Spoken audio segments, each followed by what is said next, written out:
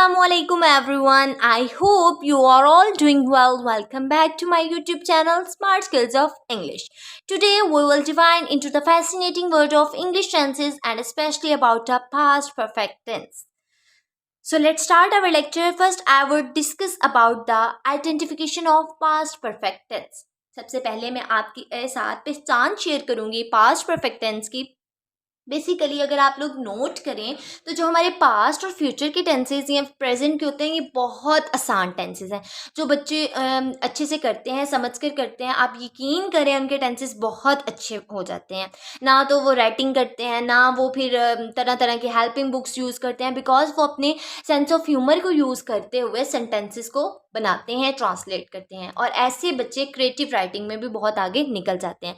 मेरा मकसद टेंसेस का आपके साथ शेयर करना ये था कि आप लोगों को टेंसेस जो सॉल्व करते हुए या ट्रांसलेट बनाते वक्त मुश्किल ना आए. तो इसीलिए मैं छोटी छोटी वीडियोस इसलिए आपके लिए बना रही हूँ कि बच्चे बिल्कुल आसानी से टेंसेस को समझ लें.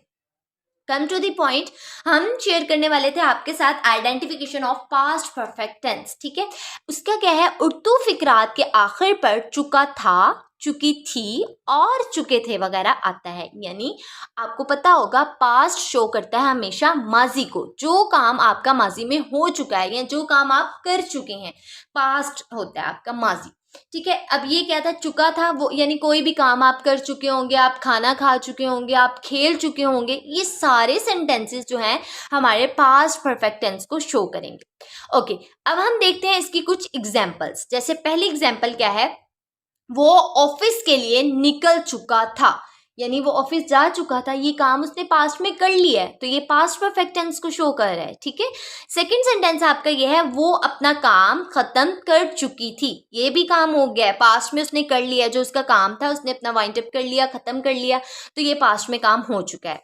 तीसरी और आखिरी एग्जाम्पल है हमारी, तलबा लाइब्रेरी घूम चुके थे, यानी कि ये काम उन्होंने कर लिया है, तलबा लाइब्रेरी घूम चुके थे. ये चुका था, चुकी थी और चुके थे जो है ये आपका पास्ट में काम हो चुका है और ये हमारा पास्ट परफेक्ट टेंस को शो कर रहा है.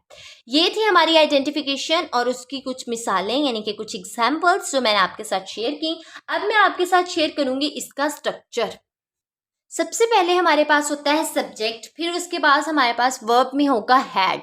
रिमेंबर दैट मेन पॉइंट कि आपने प्रेजेंट परफेक्ट में हैज और हैव यूज किया था, but in past we use had plus third form and plus object. यानी कि सब्जेक्ट होगा, वर्ब के पास वर्ब के साथ आपके पास हैड और उसकी थर्ड फॉर्म प्लस ऑब्जेक्ट होगी. ठीक है, अब हम इसकी कुछ एग्जाम्पल्स देखते हैं जिससे आपको मजीद जो है टेंसेस समझ आ जाए कि हमने इनको ट्रांसलेट किस तरह करना है. पहले सेंटेंस देखें स्टूडेंट्स, वो है हमारे पास, वो अपना काम खत्म कर चुके थे. They had finished their work. ठीक है, वो काम उन्होंने पास्ट में किया, वो हो गया, हमने यूज किया they had finished the work. और हैड हमने इसलिए यूज किया क्योंकि हैड हमारे पास पास्ट परफेक्ट का हेल्पिंग वर्ब यूज हो रहा है, हैड. दूसरा सेंटेंस है आपके पास, वो लैंप जला चुका था. He had lightened the lamp. तीसरा सेंटेंस है आपके पास, मरीज मर चुका था. The patient had died. आप लोग नोट करेंगे पॉइंट, हर सेंटेंसेस में हैड यूज हो रहा है, यानी सिंगुलर है, प्लूरल है, उसके साथ आपने हैड ही यूज करना है. इवन दैट कोई नाम भी है तब भी आपने हैड ही यूज करना है. इस टेंस में ये हैज या हैव नहीं है, इसमें सिर्फ एक ही है, हैड है. हैड के साथ आपने थर्ड फॉर्म यूज करनी है और ये सेंटेंस आपका कंप्लीट हो जाएगा. और चौथा सेंटेंस आपका ये है, मजदूर हड़ताल कर चुके थे. The labours had स्ट्राइक्ड.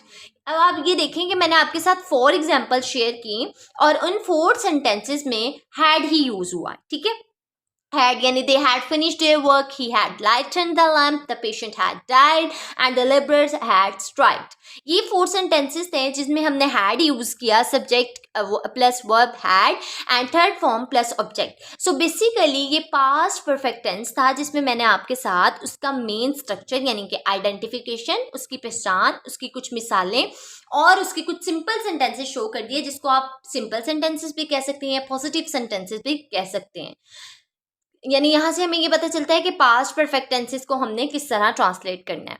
So basically students, ये था आज का हमारा लेक्चर जिसमें मैंने आपको बताया पास्ट परफेक्ट टेंस के बारे में। आई होप आपको टेंसेस बहुत अच्छे से समझ आ रहे होंगे। अगर आपको टेंसेस से रिलेटेड कुछ भी समझ नहीं आ रहा या कोई भी कन्फ्यूजन है, कोई भी क्वेश्चन है, आप मुझसे कमेंट सेक्शन में पूछ सकते हैं। इंशाल्लाह I will give you reply.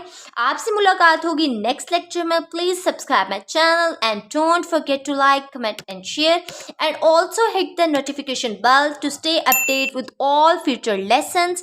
Remember me in your precious prayers. Until next time, Allah Hafiz, fi amanillah. Have a good day.